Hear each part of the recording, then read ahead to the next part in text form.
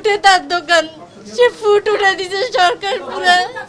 সে মানুষগুলো চলে রাস্তায় নামতে হয়েছে, রাস্তা নেই, ও তার জীবন দিয়ে দিতে হয়েছে আজকে। এই আহাজারির কোনো উত্তর নেই কারো কাছে। কার কি দাবি, কে মানবে তা না জেনেই পেটের দায়ে রাজপথে এসেছিলেন মোহাম্মদ শাহজাহান। কামরাঙ্গীরচরের ২৬ বছরের এই যুবক নিউ মার্কেট এলাকায় ফুটপাতে একসময় ব্যবসা করলেও এখন সেই সুযোগ হারিয়ে নিউ মার্কেট এলাকায় কাজের সন্ধানে এসেছিলেন তিনি। শাহজাহানের মতো আরও একজন নিহত হয়েছেন রাজধানীর এই সায়েন্স ল্যাব এলাকায়।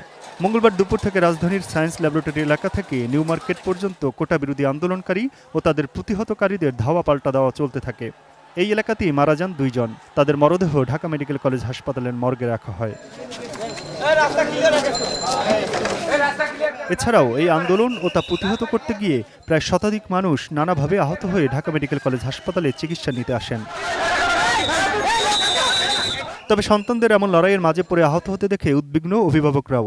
ওদের লোক না কি যেন একটা বললো ভাই, এরকম একটা কিছু বইলেই ভাই মারামারি শুরু করলো ভাই। আমরা আর এগুলো চাই না, আমরা চাই নিলিবিলি, আমরা কোনো রাজনীতির ইস্যু চাই না, আমরা তো রাজনীতি করি না। ঢাকা ছাড়াও সংঘর্ষ হয়েছে সারা দেশে। মঙ্গলবার বিকেলে চট্টগ্রামের মুরাদপুরে কোটা সংস্কার আন্দোলনকারীদের সঙ্গে ছাত্রলীগের সংঘর্ষের রেশ ছড়িয়ে পড়ে নগরীর বহদ্দারহাট থেকে জিএসসি মোড় পর্যন্ত।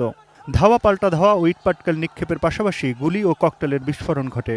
এ সময় চট্টগ্রাম কলেজের সমাজবিজ্ঞান বিভাগের ছাত্র ওয়াসিম আকরাম, আরেক শিক্ষার্থী ফিরোজ এবং একটি ফার্নিচারের দোকানের কর্মচারী ফারুক নিহত হন। এছাড়া আহত হন আরও অন্তত ২০ জন। দুপুরে রংপুর বেগম রোকেয়া বিশ্ববিদ্যালয় এলাকায় কোটা আন্দোলনকারীদের সঙ্গে পুলিশ ও ছাত্রলীগের দফায় দফায় সংঘর্ষে রণক্ষেত্রে পরিণত হয় ক্যাম্পাস। সেখানে বেগম রোকেয়া বিশ্ববিদ্যালয়ের ইংরেজি বিভাগের শিক্ষার্থী আবু সাইদ নিহত হন। আহত হন আরও কিছু শিক্ষার্থী, পুলিশ ও সাংবাদিক।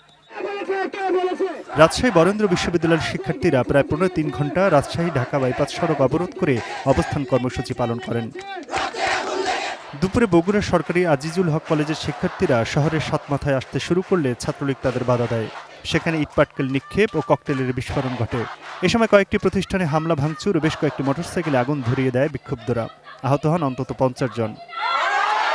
কোটা বিরোধী আন্দোলনকারী শিক্ষার্থীরা সকাল থেকে ঢাকা বরিশাল ও পটুয়াখালী কুয়াকাটা সড়ক অবরোধ করে বিক্ষোভ করেন। দুপক্ষের মধ্যে ধাওয়া পাল্টা ধাওয়ায় আহত হন অন্তত ১০ জন।